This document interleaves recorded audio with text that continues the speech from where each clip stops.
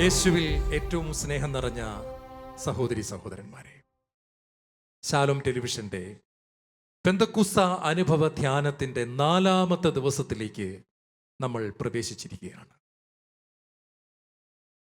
പരിശുദ്ധാത്മാവ് എന്ന അമൂല്യമായ നിധി, ആ വലിയ സമ്പത്ത് നമുക്ക് തരുവാൻ പിതാവായ ദൈവം വലിയ ഒരു വില കൊടുത്തു. ചിലരെങ്കിലും ഇങ്ങനെ പറയുന്നത് ഞാൻ കേട്ടിട്ടുണ്ട്, ഡോക്ടറെ, ഞാൻ ഒരുപാട് പ്രാർത്ഥിച്ചിട്ടാണ് എനിക്ക് പരിശുദ്ധാത്മാഭിഷേകം കിട്ടിയത്. ശരിയോ തെറ്റോ എന്നതിനെക്കുറിച്ച് ഞാൻ ഇപ്പോൾ ഒരു ഉത്തരം പറയുന്നില്ല. പക്ഷേ ബൈബിൾ വായിക്കുമ്പോൾ ഞാൻ മനസ്സിലാക്കുന്നത് ഇങ്ങനെയാണ്: നമ്മൾ പ്രാർത്ഥിച്ചതുകൊണ്ടല്ല നമുക്ക് പരിശുദ്ധാത്മാവിനെ ദൈവം തന്നത്. യേശു ഇങ്ങനെ പറയുന്നു, ഞാൻ എൻ്റെ പിതാവിനോട് അപേക്ഷിക്കുകയും എന്നേക്കും നിങ്ങളോടുകൂടെ ആയിരിക്കുവാൻ അവിടുന്ന് മറ്റൊരു സഹായകനെ നിങ്ങൾക്ക് തരികയും ചെയ്യും. പാപമില്ലാത്തവനായ യേശു പ്രാർത്ഥിച്ചതിനാൽ പാപമില്ലാത്ത പരിശുദ്ധാത്മാവിനെ പാപികളായ നമ്മുടെ ഉള്ളിലേക്ക് നൽകുവാൻ ദൈവം ദയ കാണിച്ചു. പാപികളായ നമ്മുടെ ഉള്ളിൽ പരിശുദ്ധനായ പരിശുദ്ധാത്മാവിനെ തരാൻ ദൈവത്തിന് ഒരു വലിയ വില കൊടുക്കേണ്ടതായിട്ട് വന്നു. നിങ്ങൾ ഹോസ്പിറ്റലിൽ ജോലി ചെയ്തിട്ടുള്ളവർക്കറിയാം. ഞാൻ മെഡിക്കൽ കോളേജിൽ പഠിക്കുന്ന സമയത്ത് അവസാനത്തെ വർഷം ഞങ്ങൾക്ക് സർജറിയുടെ പോസ്റ്റിംഗ് ഉണ്ട്. നമ്മൾ സർജിക്കൽ തിയേറ്ററിൽ കയറണം, നമ്മുടെ പ്രൊഫസറിൻ്റെ കൂടെ നമ്മൾ നിൽക്കണം. പ്രൊഫസർ സർജറി ചെയ്യുമ്പോൾ നമുക്ക് ഇങ്ങനെ അടുത്ത് നിന്ന് ഇതൊക്കെ നോക്കാനും സഹായിക്കാനും ഒക്കെ പറ്റും. ഈ സർജിക്കൽ തിയേറ്ററിൽ, ഓപ്പറേഷൻ തിയേറ്ററിൽ നമ്മൾ ഇതൊന്ന് കാണാൻ വേണ്ടി കയറാൻ പോലും ആ വ്യക്തി കൈയും മുഖവും കഴുകുന്ന രംഗം നിങ്ങളൊന്ന് കാണണം. സർജറി ചെയ്യുന്ന ഡോക്ടർ ഒരു 50 പ്രാവശ്യമെങ്കിലും തൻ്റെ കൈ സോപ്പിട്ട് കഴുകും. നേഴ്സ് കഴുകും, സത്യമാണ് ഞാൻ പറയുന്നത്. കഴുകിയതിന് ശേഷം ഈ കൈകൾ ഇങ്ങനെ ഉയർത്തിപ്പിടിച്ചുകൊണ്ടാണ് വരുന്നത്. കാരണം ഈ തിരിച്ച് ഈ അഴുക്ക് ഇങ്ങോട്ടേക്ക് കയറാതെ, ഈ വെള്ളം ഇങ്ങോട്ട് കയറാതെ, ഇവിടുത്തെ അഴുക്ക് ഇങ്ങോട്ട് കയറാതെ കൈകൾ ഉയർത്തിപ്പിടിച്ചുകൊണ്ടാണ് സർജൻ വരുന്നത്. ആ ഉയർത്തിപ്പിടിച്ച കൈകളിലേക്കാണ് ഗ്ലൗസ് ഇടുന്നത്. ആ കൈകൾ കൊണ്ടാണ് പിന്നീട് ശരീരം കീറി മുറിക്കുന്നത്, അകത്ത് സ്പർശിക്കുന്നത്. ഞാനിത് പറയാൻ കാരണം, മനുഷ്യ ശരീരത്തിൻ്റെ അകത്ത് ഒരു സർജറി ചെയ്യുവാൻ ഒരു ഡോക്ടർ തൻ്റെ കൈ ഒരുപാട് നേരം കഴുകുകയാണ്. പരിശുദ്ധാത്മാവിനെ നമ്മുടെ ഉള്ളിലേക്ക് തരുവാൻ ദൈവം ഒരു വലിയ കഴുകൽ നടത്തി. ആ കഴുകലിന് ദൈവം ഒരു വില കൊടുത്തു. നമ്മെ കഴുകിയത് വെള്ളം കൊണ്ടല്ല, കറയോ കളങ്കമോ ഇല്ലാത്ത കുഞ്ഞാടിൻ്റെ രക്തം കൊണ്ടാണ്. ഹല്ലേലൂയ. കറയോ കളങ്കമോ ഇല്ലാത്ത കുഞ്ഞാടിൻ്റെ രക്തം ചിന്തപ്പെടുവാൻ ഒരു മനുഷ്യന് ചിന്തിക്കാൻ കഴിയുന്നതിൻ്റെ അപ്പുറം വേദന അവിടെ നിന്ന് സഹിച്ചു. പച്ച മാംസത്തിൽ കാരിരുമ്പാണികൾ അടിച്ചു കയറ്റുമ്പോഴുള്ള മനുഷ്യന് സഹിക്കാനാവാത്ത ദുസ്സഹമായ വേദന എന്നോടും നിങ്ങളോടുമുള്ള സ്നേഹത്തെ പ്രതി അരുമനാഥനായ യേശു കാൽവരിയിൽ സഹിച്ചു. അസ്ഥികഷ്ണങ്ങളും കുപ്പിച്ചില്ലുകളും ഈയക്കട്ടികളും കൂട്ടിക്കെട്ടിയ ചാട്ടവാർ. റോമാക്കാർ കുറ്റവാളികളെ ശിക്ഷിക്കാൻ ഉപയോഗിച്ചിരുന്ന ആ ചാട്ടയ്ക്ക് പല ബ്രാഞ്ചസ് ആണ്. ഒരു 5ഓ 6ഓ ബ്രാഞ്ച് കാണും. അതിൽ ഈയക്കട്ടികളും പൊട്ടിയ ഗ്ലാസ് കഷ്ണങ്ങളും, ഈയക്കട്ടികൾ, ഗ്ലാസ്, എല്ലിൻ്റെ കഷ്ണങ്ങൾ, ഇതെല്ലാം കൂടെ കൂട്ടിയ ഒരു ചാട്ട. ഇതുകൊണ്ട് അടിക്കുമ്പോൾ അവിടുത്തെ ശരീരം, മാംസം വിണ്ട് കീറി തെറിച്ചു പോയി. മാംസകഷ്ണങ്ങൾ താഴേക്ക് തെറിച്ചു വീണു. രക്തം അവിടെ നിന്ന് ഒഴുകി. ആ രക്തം ഇന്നും ഒഴുകിക്കൊണ്ടിരിക്കുന്നു. എന്താണ് ഇങ്ങനെ ഞാൻ പറയാൻ കാരണം? യോഹന്നാൻ സ്വർഗത്ത് പ്രവേശിച്ച് സ്വർഗത്തിലെ കാഴ്ചകൾ കാണാൻ ഒരു ഭാഗ്യം കിട്ടുന്നുണ്ട്. ഇങ്ങോട്ട് കയറി വരിക എന്ന ശബ്ദം കേട്ട് വെളിപാട് പുസ്തകത്തിൽ യോഹന്നാന്റെ ആത്മാവ് സ്വർഗത്തിലേക്ക് എടുക്കപ്പെട്ടു. അവിടെ വെച്ചാണ് വെളിപാട് പുസ്തകത്തിലെ രംഗങ്ങൾ കാണിക്കുന്നത്. അവിടെ ഒരു കാര്യം കാണുകയാണ്. ഉയർത്തെഴുന്നേറ്റ് മഹത്വവാനായി സ്വർഗത്തിലേക്ക് പോയ കർത്താവ് അവിടെ എങ്ങനെയാണ് കാണപ്പെടുന്നത്? കൊല്ലപ്പെട്ടിട്ടും നിൽക്കുന്ന ഒരു കുഞ്ഞാടിനെ ഞാൻ കണ്ടു. ഹല്ലേലൂയ. അത്ഭുതകരമാണ്. മരണത്തെ ജയിച്ച് ഉയർത്തെഴുന്നേറ്റ കർത്താവിനെ സ്വർഗത്ത് കാണുന്നത് യോഹന്നാൻ കല്ലറയിൽ കണ്ടതുപോലെ അല്ല. യോഹന്നാൻ വെളിപാടിൽ കാണുന്നത് ഉയർത്തെഴുന്നേറ്റ് ഇതാ ഞാൻ എൻ്റെ കൈകളിൽ വിരലിടൂ എന്ന് തോമായോട് പറഞ്ഞ കർത്താവിനെ അങ്ങനെയല്ല കാണുന്നത്. കൊല്ലപ്പെട്ടിട്ട് നിൽക്കുന്ന ഒരു കുഞ്ഞാടായി വെളിപാട് പുസ്തകത്തിൽ സ്വർഗത്തിൽ കർത്താവിനെ കാണുകയാണ്. രക്തം ഒഴുക്കിക്കൊണ്ട് നിൽക്കുന്ന കർത്താവിനെ കാണുകയാണ്. ആ രക്തം ദിവ്യബലിയിലൂടെ ഒഴുകി വരുന്നു. ആ രക്തം നമ്മൾ യേശുവിൻ്റെ രക്തത്തെ വിളിച്ച് പ്രാർത്ഥിക്കുമ്പോൾ നമ്മുടെ വീട്ടിൽ ഒഴുകി വരുന്നു. നാം ഒരു യാത്രയ്ക്ക് പോകുമ്പോൾ രക്തത്തെ വിളിക്കുമ്പോൾ രക്തം ഒഴുകി വരുന്നു. എപ്പോഴെല്ലാം നാം രക്തത്തെ വിളിക്കുന്നോ ആ രക്തം ഒഴുകി വരുന്നു. ഹല്ലേലൂയ. ഈ രക്തത്താൽ നമ്മളെ കഴുകിയതിന് ശേഷമാണ്, കറയോ കളങ്കമോ ഇല്ലാത്ത രക്തം കൊണ്ട് കഴുകിയതിന് ശേഷം ദൈവത്തിൻ്റെ പരിശുദ്ധാത്മാവിനെ ദൈവം നമ്മുടെ ഉള്ളിലേക്ക് നിക്ഷേപിക്കുകയാണ്. Praise the Lord. അല്ലാതെ നമ്മുടെ ഉള്ളിൽ വസിക്കാൻ അവിടത്തേക്ക് സാധ്യമല്ലാത്തതിനാൽ അവിടെ നിന്ന് അതിൻ്റെ വിലയും കൂടി കൊടുക്കുകയാണ്. ക്രിസ്തുവിൻ്റെ സ്നേഹത്തിൻ്റെ നീളവും വീതിയും ആഴവും ഉയരവും ഗ്രഹിക്കുവാൻ പരിശുദ്ധാത്മാവ് നമ്മുടെ ഹൃദയത്തെ പ്രകാശിപ്പിക്കട്ടെ എന്ന് അപ്പോസ്തലനായ പൗലോസ് പറയുന്നുണ്ട്. ചിന്തിക്കണം പ്രിയപ്പെട്ടവരെ, നമ്മുടെ ജീവിതം നമുക്ക് എങ്ങനെയും ജീവിച്ച് തീർക്കാനുള്ള സ്വാതന്ത്ര്യമുണ്ട്. നമുക്ക് ഒരു മൃഗം ജീവിക്കുന്നത് പോലെ വേണമെങ്കിൽ ജീവിക്കാം. നാം ജനിക്കുന്നു, നാം സ്കൂളിൽ പോകുന്നു, പഠിക്കുന്നു, ഡിഗ്രി എടുക്കുന്നു, കല്യാണം കഴിക്കുന്നു, മക്കളുണ്ടാകുന്നു, പ്രായമാകുന്നു, കുറച്ച് കാശ് ബാങ്കിലിടുന്നു, അവസാനം ICUവിൽ പോയി കിടക്കുന്നു, അന്ത്യകൂദാശ സ്വീകരിക്കുന്നു, കാറ്റുപോകുന്നു. ഇങ്ങനെ നമുക്ക് പോകാൻ വളരെ സിമ്പിളാണ്. ലോകത്തിലെ ബഹുഭൂരിപക്ഷം ആൾക്കാരും ഇങ്ങനെ തന്നെയാണ് പോയിക്കൊണ്ടിരിക്കുന്നത്. മറ്റൊരു കൂട്ടരുണ്ട്, ദൈവത്തെ കണ്ടെത്തി ജീവിക്കുന്നവർ, പരിശുദ്ധാത്മാവ് നിറഞ്ഞു ജീവിക്കുന്നവർ, ആത്മാവിൻ്റെ അഭിഷേകത്താൽ ജ്വലിക്കുന്നവർ, ലോകത്തോടും സാത്താനോടും ജഡത്തോടും പടവെട്ടിക്കൊണ്ട് ദൈവത്തോടുള്ള തങ്ങളുടെ സ്നേഹത്തെയും വിശ്വസ്തതയും തെളിയിച്ചുകൊണ്ട് ദൈവം എല്ലാമായി തീർന്നവർ, ദൈവം എല്ലാമായി തീർന്നവർ, ദൈവത്തിന് 1-ാം സ്ഥാനവും 2-ാം സ്ഥാനവും 3-ാം സ്ഥാനവും 4-ാം സ്ഥാനവും എല്ലാം കൊടുത്തതിന് ശേഷം ബാക്കി സ്ഥാനം മാത്രം കുടുംബത്തിലുള്ളവർക്ക് കൊടുത്തുകൊണ്ട് ദൈവം എല്ലാമായി തീർന്നവർ. പെന്തക്കോസ്ത് അനുഭവത്തിന്റെ 4-ാമത്തെ ദിവസം പ്രാവ് എന്ന അടയാളത്തിലേക്ക് നമ്മൾ പ്രവേശിക്കുകയാണ്. പരിശുദ്ധാത്മാവിന്റെ ഇന്നത്തെ അടയാളം പ്രാവ് ആണ്. മത്തായി സുവിശേഷം 3-ാം അധ്യായം 16-ാം തിരുവചനം. സ്നാനം കഴിഞ്ഞയുടൻ യേശു വെള്ളത്തിൽ നിന്ന് കയറി, അപ്പോൾ സ്വർഗം തുറക്കപ്പെട്ടു. ദൈവത്തിന്റെ ആത്മാവ് പ്രാവിന്റെ രൂപത്തിൽ തൻ്റെ മേൽ ഇറങ്ങി വരുന്നത് അവൻ കണ്ടു. സ്നാനം കഴിഞ്ഞപ്പോൾ യേശു വെള്ളത്തിൽ നിന്ന് കയറി, അപ്പോൾ സ്വർഗം തുറക്കപ്പെട്ടു. ദൈവത്തിന്റെ ആത്മാവ് തൻ്റെ മേൽ പ്രാവിന്റെ രൂപത്തിൽ ഇറങ്ങി വരുന്നത് അവൻ കണ്ടു. ഹല്ലേലൂയ. പരിശുദ്ധാത്മാവ് യേശുവിന്റെ മേൽ പ്രാവിന്റെ രൂപത്തിൽ വരികയാണ്. എന്താണ് പരിശുദ്ധാത്മാവ് ഇവിടെ നമുക്ക് തരുന്ന അടയാളം? പക്ഷികളുടെ കൂട്ടത്തിൽ പ്രാവിന്റെ 1-ാമത്തെ പ്രത്യേകത, പക്ഷികളുടെ കൂട്ടത്തിൽ ഏറ്റവും പരിശുദ്ധിയുള്ള ജീവിയാണ് പ്രാവ്. നിങ്ങൾ പ്രാവിനെ കുറിച്ച് പഠിച്ചാൽ അത്ഭുതപ്പെടും. പ്രാവ് ജീവിതത്തിൽ ഒരിക്കൽ മാത്രമേ ഒറ്റ ഇണയെ സ്വീകരിക്കൂ. ഒരിണയെ സ്വീകരിച്ചു കഴിഞ്ഞാൽ അത് കാണുന്ന പെൺപ്രാവുകളുടെ ഒന്നും പുറകെ ആൺപ്രാവ് പോകത്തില്ല. അത്ഭുതപ്പെട്ടു പോകും. കാണുന്ന ആൺപ്രാവുകളുടെ ഒന്നും പുറകെ പിന്നെ ഈ പെൺപ്രാവ് പോകത്തില്ല. ഒരു പെൺപ്രാവ്, ഒരു ആൺപ്രാവ് ഒരുമിച്ച് വിശ്വസ്തയോടെ ജീവിക്കുന്നു. മറ്റൊരു പ്രാവിനും ഇവർ ജീവിതത്തിൽ ഇടം കൊടുക്കുന്നില്ല. തീർന്നില്ല, തൻ്റെ ഇണയെങ്ങാനും മരിച്ചു കഴിഞ്ഞാൽ ജീവിതത്തിൽ ഒരിക്കലും മറ്റൊരിണയെ സ്വീകരിക്കാതെ ദൂരദേശത്തേക്ക് പറന്നു പോകുന്ന പ്രാവ്. പരിശുദ്ധിയുടെ അടയാളമായി പക്ഷികളുടെ കൂട്ടത്തിൽ നമ്മുടെ കർത്താവ് സൃഷ്ടിച്ച പ്രാവ് പരിശുദ്ധാത്മാവിൻ്റെ അടയാളമായി നമ്മുടെ മുൻപിൽ ഇന്ന് ഉയർന്നു നിൽക്കുകയാണ്. നമ്മുടെ കർത്താവ് യേശു സ്നാനം സ്വീകരിക്കുമ്പോൾ പ്രാവിന്റെ രൂപത്തിൽ ഇറങ്ങി വരുവാൻ അവിടത്തേക്ക് തിരുമനസ്സായി അവിടുത്തെ പരിശുദ്ധിയെ കാണിക്കുകയാണ്. 1 പത്രോസ് 1:15 പറയുന്നു, നിങ്ങളെ വിളിച്ചവൻ പരിശുദ്ധനായിരിക്കുന്നത് പോലെ എല്ലാ പ്രവൃത്തികളിലും നിങ്ങൾ പരിശുദ്ധരായിരിക്കുവിൻ. പ്രിയപ്പെട്ടവരെ, ഏതെങ്കിലുമൊക്കെ കാര്യങ്ങളിൽ വിശുദ്ധി പാലിക്കുന്നവരെ ഞാൻ കണ്ടിട്ടുണ്ട്. ചില മേഖലകളിൽ ചിലർ വളരെ സ്ട്രോങ് ആണ്, അവർ നല്ല വിശുദ്ധി അവിടെ പാലിക്കും. എന്നാൽ മറ്റു ചില മേഖലകളിൽ അവർ വളരെ ബലഹീനമായി തകർന്നു പോകുന്നത് കാണാൻ സാധിക്കും. ഉദാഹരണം, ലൈംഗിക പരിശുദ്ധി സൂക്ഷിക്കുന്ന ചിലർ കുറ്റം പറയുന്നതിൽ വിദഗ്ധരാണ്. ലൈംഗിക പരിശുദ്ധി സൂക്ഷിക്കുന്ന ചിലർ മറ്റുള്ളവരെ വിധിക്കുന്നതിൽ വിദഗ്ധരാണ്. ഒരു മേഖലയിൽ ശക്തരായിരിക്കുമ്പോൾ മറ്റു മേഖലയിൽ ഇരുട്ട് നിറഞ്ഞവരായി തീരുന്നു.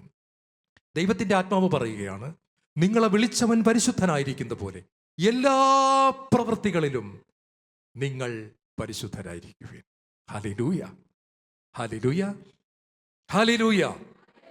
ഇന്ന് ഈ വിശുദ്ധി എന്ന വിഷയം ദൈവം നമ്മുടെ മുമ്പിലേക്ക് തരുമ്പോൾ വലിയ ഒരു വിഷയമാണ്. 10 മണിക്കൂറുകൾ പ്രസംഗിക്കാം വിശുദ്ധിയെക്കുറിച്ച്. 10 അല്ല, 5 ദിവസങ്ങൾ 7 ദിവസങ്ങൾ തുടർച്ചയായി ധ്യാനിപ്പിക്കാൻ പറ്റുന്ന വിഷയമാണ് വിശുദ്ധി. 10 ദിവസം പോലും വേണമെങ്കിൽ പ്രസംഗിക്കും. ഈ ചുരുങ്ങിയ സമയത്തിനുള്ളിൽ പ്രാവുമായിട്ട് ബന്ധപ്പെട്ട് ഒരു കാര്യം ദൈവം നമുക്ക് തരികയാണ്. പരിശുദ്ധാത്മാവ് യേശുവിൻ്റെ മേൽ പ്രാവിൻ്റെ രൂപത്തിൽ ഇറങ്ങി വന്നതുപോലെ ദൈവം നമ്മോട് പറയാണ്, വിശുദ്ധി നമ്മുടെ മേൽ ഇറങ്ങി വരുന്നതാണ്. Praise the Lord. വിശുദ്ധി നാം ഉണ്ടാക്കിയെടുക്കുന്നതല്ല, വിശുദ്ധി സ്വർഗത്തിൽ നിന്ന് നമ്മുടെ മേൽ ഇറങ്ങി വരുന്നതാണ്. വിശുദ്ധി ദൈവത്തിൻ്റെ ദാനമാണ്. വിശുദ്ധി സ്വർഗത്തിൽ നിന്നും ഇറങ്ങി വരുന്നതാണ്. നിങ്ങൾക്കൊരു കാര്യം അറിയാമോ? ഈ പ്രാവ് ഇറങ്ങി വരുന്ന സമയത്ത് യേശു അവിടെ ഉണ്ടായിരുന്നു. Right time. പ്രാവ് ഇറങ്ങി വരുമ്പോൾ യേശു കറക്റ്റ് സ്ഥലത്ത് അവിടെ നിൽപ്പുണ്ട്. ചോദ്യം ഇതാണ്, പ്രഭാതത്തിൽ ഒരു 4:30 മണിക്ക് പ്രാവ് നിങ്ങളുടെ മുറിയിലേക്ക് ഇറങ്ങി വരുമ്പോൾ, സ്വർഗം തുറന്ന് ഇറങ്ങി വരുമ്പോൾ നിങ്ങൾ എന്ത് ചെയ്യുന്നു? പുതപ്പിനടിയിലാണോ? തിരിഞ്ഞു കിടക്കുകയാണോ? മൊബൈൽ നോക്കിക്കൊണ്ടിരിക്കുകയാണോ? അതോ യേശു നിന്നതുപോലെ സ്വർഗത്തിലേക്ക് നോക്കിക്കൊണ്ട് അപ്പാ എന്ന് വിളിച്ച് നിൽക്കുകയാണോ? നിങ്ങൾ അപ്പാ എന്ന് വിളിച്ചുകൊണ്ട് നിൽക്കുകയാണെങ്കിൽ ഇതിൻ്റെ ലാൻഡിങ് കറക്റ്റാണ്. ഇത് താഴേക്ക് വരുന്നു, അതിനൊരു എയർപോർട്ട് കിട്ടുന്നു. അത് താഴേക്ക് വരുന്നു. യേശുവിൻ്റെ ചുമലുകൾ പ്രാവിന് ഒരു എയർപോർട്ടായി തീർന്നതുപോലെ നമ്മുടെ ചുമലുകൾ പരിശുദ്ധാത്മ തങ്കപ്രാവിന് വന്നിരിക്കാനുള്ള ഒരിടമായി തീരുന്നു.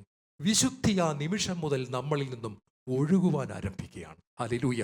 ഇന്നലെ വരെ നമ്മുടെ സകല ശക്തിയും ഉപയോഗിച്ചിട്ട് നമുക്ക് സാധിക്കാതിരുന്ന കാര്യങ്ങൾ ആ നിമിഷം മുതൽ നമ്മിൽ നിന്നും പുറത്തേക്ക് ഒഴുകുകയാണ്.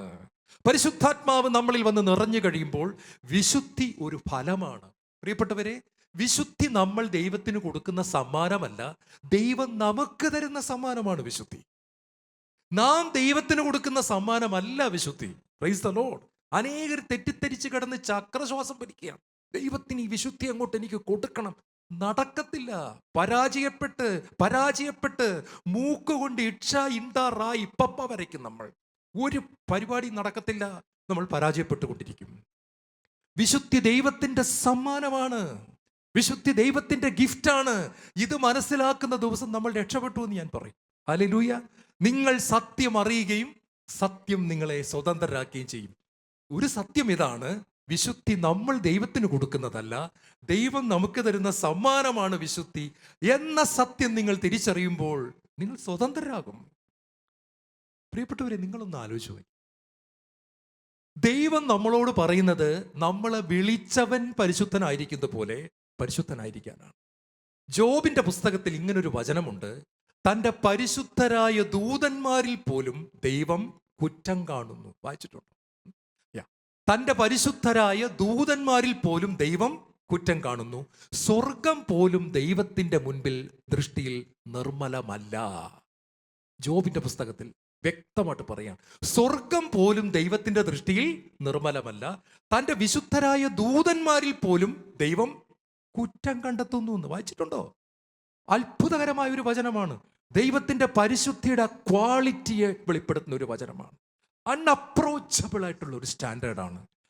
ദൂതന്മാരിൽ കുറ്റം കാണുന്നെന്ന് പറയുമ്പോൾ ലെവല് നമ്മൾ ഓർത്തോണം. നമ്മുടെ അവസ്ഥ നമ്മൾ ചിന്തിക്കണം.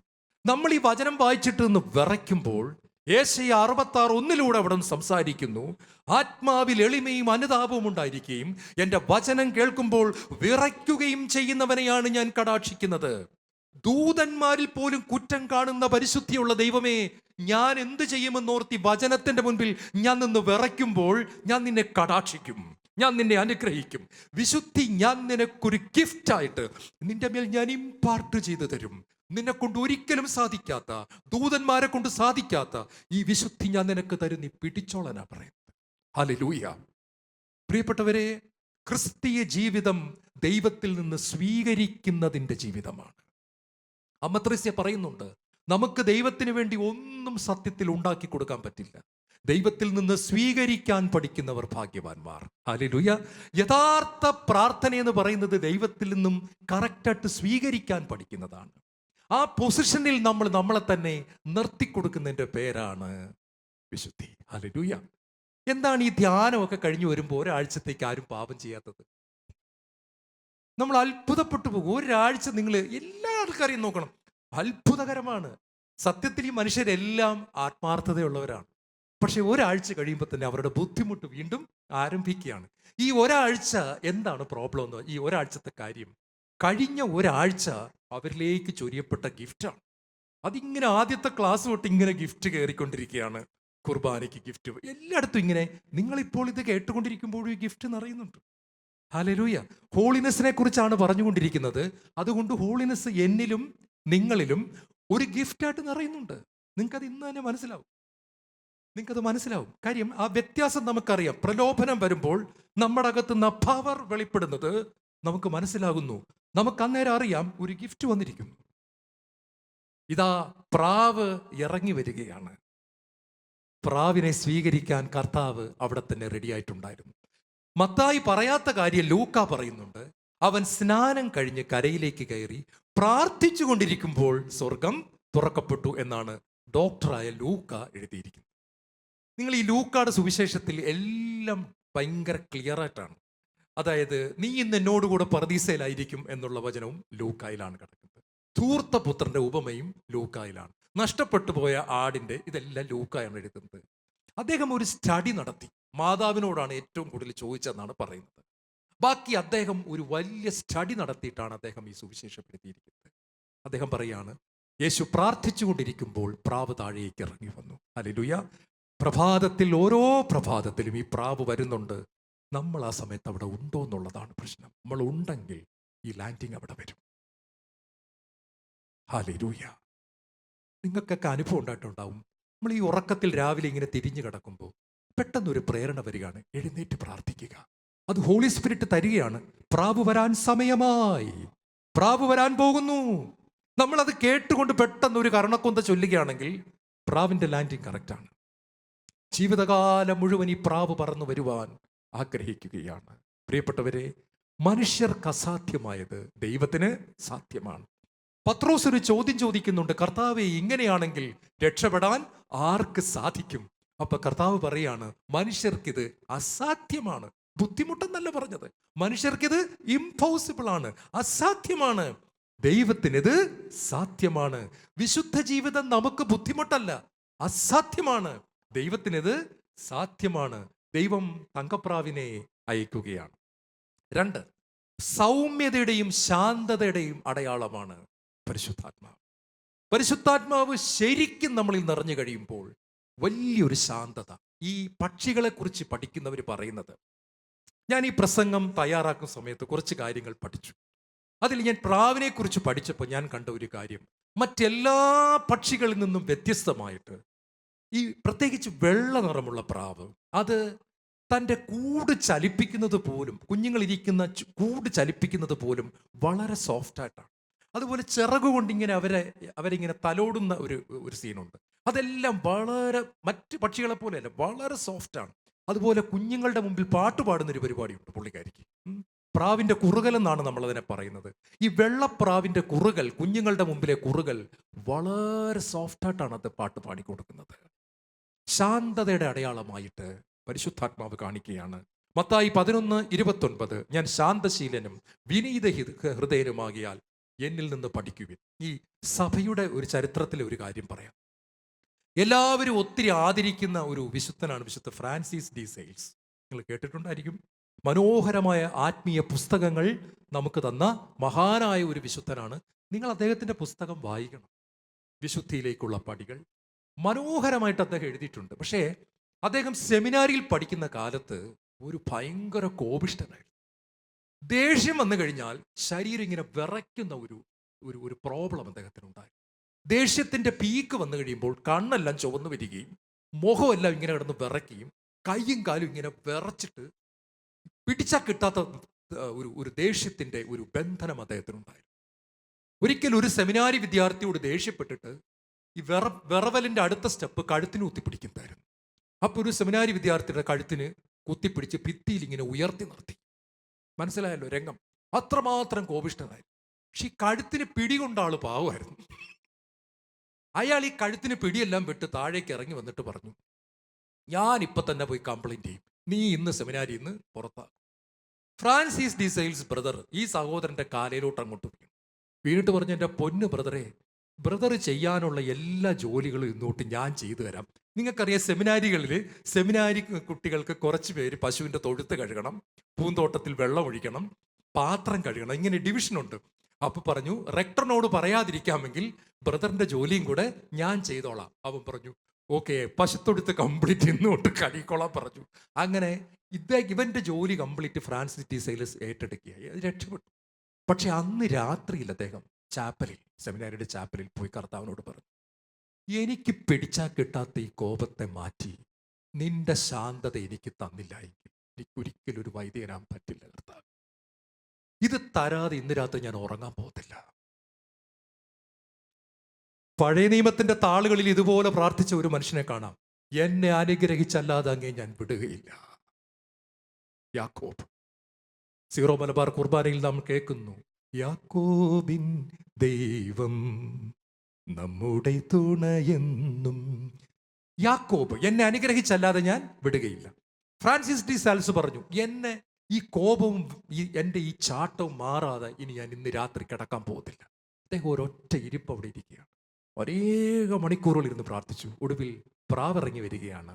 സ്വർഗത്തിൻ്റെ തങ്കപ്രാവ് ഇറങ്ങി വന്നു. നിങ്ങൾക്കറിയാമോ, സഭയിലെ ഏറ്റവും വിശുദ്ധനെന്ന് മാത്രമല്ല, വിശുദ്ധരുടെ കൂട്ടത്തിലെ ഏറ്റവും ശാന്തതയുള്ള വിശുദ്ധനായി ഫ്രാൻസിസ് ടി സൈലസ് മാറുകയാണ്. ഹല്ലേലൂയ. ഒറ്റയടിക്ക് ഒരാളെ കൊന്നയാളാണ് മോശ. നിങ്ങൾക്കറിയാം, ദേഷ്യം വന്നിട്ട് 10 കൽപ്പനകളുടെ പലകയെടുത്ത് വലിച്ചെറിഞ്ഞ് പൊട്ടിച്ച ആളാണ് മോശ. പക്ഷെ വർഷങ്ങൾ കഴിഞ്ഞപ്പോൾ സംഗീത പുസ്തകത്തിൽ പറയുകയാണ്, ഭൂമുഖത്ത് ജീവിച്ചിരുന്ന ഏറ്റവും ശാന്തനായ മനുഷ്യനായിരുന്നു മോശ. ഹല്ലേലൂയ. അത്ഭുതകരമായ ട്രാൻസ്ഫോർമേഷൻ നടത്തുകയാണ്. സ്വർഗത്തിൻ്റെ തങ്കപ്രാവ് നമുക്ക് ശാന്തത തരുന്നു. 3, നമുക്ക് പ്രാവ് ഒരു പുതിയ തുടക്കം തരുന്നു. യേശയ്യായുടെ പുസ്തകം 43:18, കഴിഞ്ഞ കാര്യങ്ങൾ നിങ്ങൾ ഓർക്കണ്ട, പരിഗണിക്കണ്ട, ഇതാ ഞാൻ ഒരു പുതിയ കാര്യം ചെയ്യുന്നു. നമ്മുടെ വീഴ്ചകൾ കഴിഞ്ഞ് പാപം കർത്താവിനോട് ഏറ്റു പറഞ്ഞിട്ട് പിന്നീട് അത് ഓർക്കരുത്. കർത്താവ് പറയാണ്, ഞാൻ മറന്ന കാര്യം നീ ഓർക്കരുത്. നിന്റെ പാപം ഞാൻ ക്ഷമിച്ചു, ഞാൻ മറന്നു. ഇനി ഞാൻ മറന്ന കാര്യം നീ ഓർത്തോണ്ടിരിക്കരുത്. അത് നിനക്ക് കുഴപ്പം ചെയ്യും. നിന്റെ മനസ്സിടിയും. ആ മനസ്സിടിഞ്ഞു കഴിഞ്ഞാൽ അതിലൂടെ നിന്നെ പിശാച് തകർക്കും. അതുകൊണ്ട് ഞാൻ ക്ഷമിച്ചു, ഞാൻ മറന്നു, നീയും അത് മറന്നു കളയണം. ഹല്ലേലൂയ. തെറ്റ് ചെയ്യാത്ത വ്യക്തിയെ പോലെ ദൈവം കാണുന്നു. ഉൽപ്പത്തി 8:11, നോഹയുടെ പെട്ടകം പ്രളയം കഴിഞ്ഞപ്പോൾ ഒരു പ്രാവിനെ നോഹ പുറത്തേക്ക് വിട്ടു. ഒലിവിൻ്റെ ഇലയുമായി പ്രാവ് തിരിച്ചു വന്നു. അടയാളം ഇതാണ്, നോഹേ, ഒരു പുതിയ തുടക്കത്തിനുള്ള സമയമായി. ഇത്രയും ദിവസം പെട്ടകത്തിൻ്റെ അകത്തിരുന്ന വെള്ളപ്പൊക്കത്തിൽ കൂടി ഒഴുകി നടന്ന നിനക്ക് ഒരു പുതിയ ലാൻഡ് ഒരുങ്ങിയിട്ടുണ്ട്, ഒരു കര ഒരുങ്ങിയിട്ടുണ്ട്. ഒരു പുതിയ തുടക്കത്തിനുള്ള സമയമായി. പരിശുദ്ധാത്മാവ് പുതിയ ഒരു തുടക്കം തരികയാണ്. അവസാനമായിട്ട്, പ്രതികാരം ചെയ്യാത്ത സ്വഭാവമാണ് പ്രാവിൻ്റേത്. ലോകത്തിലെ ഏത് പക്ഷികളുടെ കൂട്ടിൽ ഈ മുട്ടയ്ക്കടയിരിക്കുന്ന പക്ഷികൾ, നിങ്ങൾ കോഴിയൊക്കെ കണ്ടിട്ടുണ്ടോ? ഭയങ്കര ദേഷ്യമാണ് ആ സമയത്ത്. നമ്മൾ അടുത്ത് ചെന്നാൽ ചീറിക്കൊണ്ടാണ് നമ്മളെ കൊത്തുന്നത്. അവർക്കൊരു പ്രത്യേക മൂടാണ്, നമ്മളെ ആക്രമിക്കും. പാമ്പൊക്കെയാണ് പറയുക പോലും വേണ്ട. ഭയങ്കര പ്രശ്നമാണ് ഈ മുട്ടയിടൽ ടൈം. പ്രാവിന് മാത്രം ഒരു പ്രത്യേകതയുണ്ട്. നമ്മൾ പ്രാവ് കുഞ്ഞുങ്ങൾക്ക് അടയിരിക്കുന്ന കൂട്ടിൽ ചെന്ന് നമ്മൾ മുട്ട എടുത്താൽ വെള്ളപ്രാവ് നമ്മളെ ആക്രമിക്കില്ല. നമ്മൾ ശ്രദ്ധിച്ച് നോക്കിയാൽ കാണാം, പ്രാവിൻ്റെ കണ്ണിൽ നിന്നും ഒരു തുള്ളി കണ്ണുനീർ അടർന്നു വീഴും. പിന്നീട് ആ ദേശം വിട്ട് എന്നേക്കുമായി ഒരിക്കലും തിരിച്ചു വരാതെ പ്രാവ് ദൂരേക്ക് പറന്നു പോകും. നമ്മളെ ഒന്നും ഉപദ്രവിക്കാതെ, അല്പം പോലും നമ്മളോട് കോപം കാണിക്കാതെ ആ ദേശം വിട്ടു പോകുന്ന പ്രാവിനെ നമുക്ക് കാണാൻ സാധിക്കുന്നു. പ്രാവിനെ കുറിച്ചുള്ള പഠനമാണ് ഞാൻ പറഞ്ഞത്. പരിശുദ്ധാത്മാവിൻ്റെ ഒരു സ്വഭാവമാണ് പ്രതികാരം ചെയ്യാത്തവനായ ദൈവം. ഹല്ലേലൂയ. നമ്മളോട് ആഴത്തിൽ ക്ഷമിച്ച് സഹിച്ച് നമ്മളെ ചേർത്ത് പിടിക്കുന്ന, ബലപ്പെടുത്തുന്ന പരിശുദ്ധാത്മാവ്. ഈ സ്വഭാവം പരിശുദ്ധാത്മാവ് നമുക്ക് തരികയാണ്. ഈ പ്രാവ് വന്ന് ഇറങ്ങുന്നതിൻ്റെ അർത്ഥം, ഈ സ്വഭാവവും ഞാൻ ആദ്യം പറഞ്ഞതുപോലെ ഒരു ഗിഫ്റ്റായിട്ട് തരും. നമുക്ക് ശാന്തത ഉണ്ടാക്കാൻ പറ്റുകയില്ല. ശാന്തത ദൈവത്തിൻ്റെ ഗിഫ്റ്റാണ്. ഈ ഗിഫ്റ്റിന് പ്രാവ് ലാൻഡ് ചെയ്യുമ്പോൾ നമ്മൾ അവിടെ ഉണ്ടോ എന്നുള്ളതാണ്. കണ്ണുകൾ അടയ്ക്കാം, പ്രാർത്ഥിക്കാം. കർത്താവേ, പെന്തക്കോസ്ത് അനുഭവത്തിൻ്റെ 4-ാം ദിവസം പ്രാവ് എന്ന അടയാളത്തെക്കുറിച്ച് ഞങ്ങൾ ധ്യാനിക്കുമ്പോൾ വിശുദ്ധി ദൈവത്തിൻ്റെ ഗിഫ്റ്റാണെന്ന് ഞങ്ങൾ കണ്ടു. ശാന്തത ഗിഫ്റ്റാണ്, എല്ലാം ഗിഫ്റ്റാണ്. ഞങ്ങൾക്ക് പാപം ചെയ്യാൻ മാത്രമേ സാധിക്കൂ എന്ന് ഞങ്ങൾ തിരിച്ചറിയുന്നു. അങ്ങേ കൂടാതെ ഞങ്ങൾക്കൊന്നും ചെയ്യാൻ പറ്റില്ല എന്ന് തിരിച്ചറിയുന്നു. അങ്ങ് ഞങ്ങളിലേക്ക് പറന്നിറങ്ങുമ്പോൾ ഞങ്ങളൊരു അഭിഷേകമായി മാറുന്നു. കർത്താവേ നന്ദി, യേശുവേ നന്ദി.